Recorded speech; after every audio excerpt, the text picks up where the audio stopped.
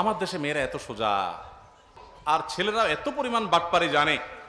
বাসর রাতে বলবে ধরবে মোহর 10 লাখ 20 লাখ, এভাবে বলবে দেখো মোহর তো এখন মুরব্বীরা ধরছে 10 লাখ এত টাকা, 20 লাখ এত টাকা।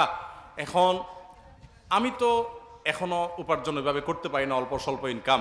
আর এই কদিন পরে ইটালি চলে যাবো, টাকার অভাব হবে, সবই তো তোমার। আর এই বোকাশোকা সহজ সরল মেয়েরাও বলে দেয় ঠিক আছে, আরে টাকা দিয়ে কি হবে, আপনি বাদ দেন, এগুলো লাগবে না। তো তুমি মাফ করে দিছো তো? হ্যাঁ আমি মাফ করে দিছি, শেষ। এই চান্সে ফেলায়া মেয়েদের বোকা বানায়া এই বাটপারি করে পুরুষগুলো সব মহারণা মাফসাফ করে নেয়। এবার বেচারি মহিলা হুজুরের কাছে প্রশ্ন দেওয়া লাগে যে পকেট থেকে চুরি করে নিতে পারবো কিনা। আপনার চুরি করার দরকারটা কি? আপনি তখন তো নিজের হক নিতে পারতেন, ছেড়ে দিতে বলছে কি আপনাকে?